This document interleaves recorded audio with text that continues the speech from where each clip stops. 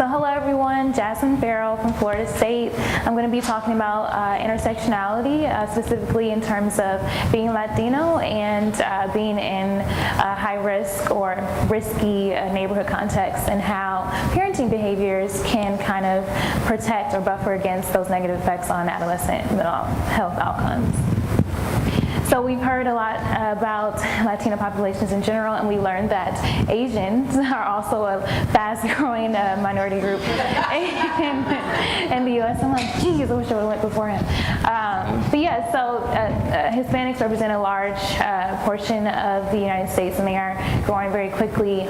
So it's important to pay attention to their experience. And unfortunately, some of their experience is characterized by living in higher risk neighborhoods characterized by poverty, high crime, and violence. So we know that context is everything, right? So living in this context that is risky impacts the child's development, the adolescent's development. And we know it impacts it in such a way that there are increased rates of low self-esteem, more depressive symptoms, and other mental health outcomes. So we know that there's an issue, but obviously we're clinicians and we want to help families. The problem has been identified, but it's important to know what can we do to be proactive or even retroactive when we are faced with these issues. And one thing that emerged was parenting behaviors. And we know that positive parenting behaviors are associated with positive adolescent outcomes, and the specific parenting behaviors are support, involvement, and monitoring. And so that's what I want to focus on today. How can we assist these families that are living in these contexts and accessing the inherent resources and resiliency they already possess? So so my purpose is to just see if there is a relationship within the sample that I use between the neighborhood context and the mental health outcomes. And I'll talk about which specific ones I'm talking about in a few seconds, and then also seeing how parenting behaviors can be protective.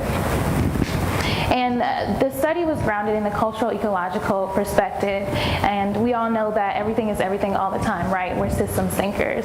So the context is important, and we know that, like I said earlier, the layers, whether it's the community, the state, the culture, or the climate of the country, all of that matters in terms of adolescent and child development, and that also extends into the parenting behaviors that these children are experiencing. So this really nested really well for the current study. Wonderful. So I used the Tulsa 100 data. It was collected, I believe, in 2012. It's called the Tulsa 100 study, but there are 91 parent-adolescent dyads, which is, why not round up? Makes it, Tulsa 91 isn't as snazzy as Tulsa 100. So for the purposes of this study, only the adolescent report was used, and that was a little unfortunate because the parents did not report on some of the same questions that we asked that the adolescents did. So that's something for the future. That was my intention, but however, once I got in there, it wasn't really an option. And the kids ranged in age from 11 to 19. They were predominantly Latino, predominantly male.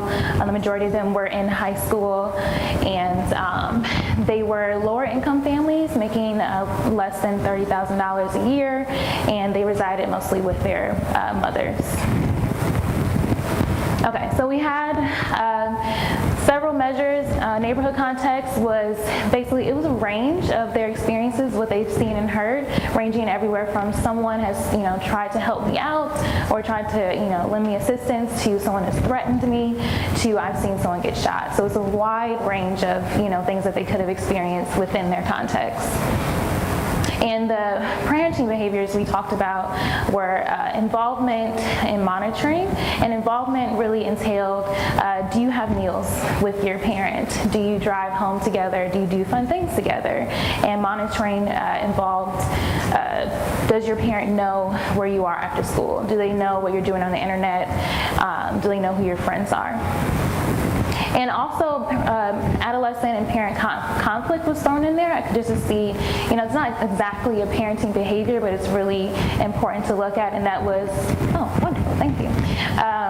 How often you disagreed on friendships, friendship relationships, drugs, and grades. And then the mental health outcomes that were looked at were depressive symptoms, like do you feel lonely? Do you feel like life isn't worth living? And anger regulation, do you ever have trouble losing your temper? Sadness regulation, do you often cry and carry on, they said.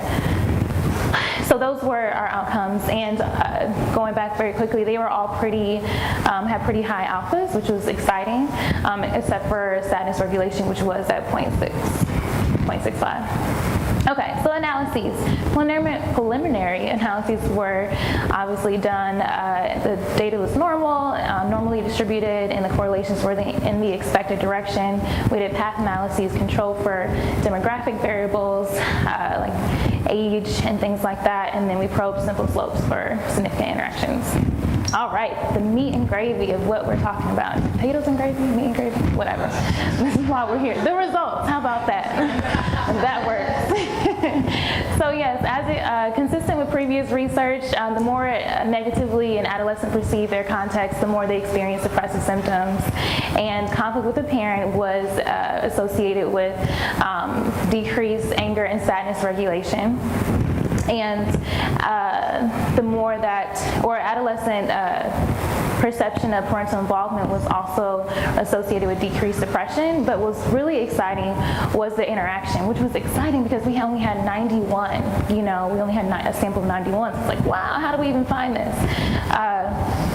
And so on the handout you have, this is just a representation of all the relationships, so I want to direct your attention to this little graph here. So the solid line is the adolescents that perceive that their parents weren't as involved, and the dotted line are parents being more involved. And you can see when there's lower risk, when they live in lower risk neighborhoods, there wasn't much of a difference, but then it became very clear that when they were seeing people get shot, when people were threatening them, when these things were occurring, that the parents spending time with them, eating dinner, driving home with them was really important and really protected against those negative impacts on their depressive symptoms.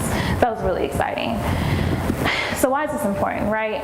So obviously we're clinicians, and like I said in the beginning, we want to help families in theory, right? That's why we're all here, hopefully. So I appreciate all of your research because we know that there are problems that exist for a variety of factors, but what do these families, what strengths do they have? Like, what can they do? Because we can't say, hey, move out of your risky neighborhood, because contextually that might not even be an option, right? So what can you do with these clients that they can't escape where they are? So we know that parental involvement specifically can be a resource for them. It's something that they can do to feel empowered. So I am helping my child even though I can't change our environment. And for me, that's really exciting. It kind of gives me hope as a clinician. Also, you can extend that into your client families that you're working with. And it can also have implications for programs in the community and things like that. So thank you very much for your attention. Do you have any questions?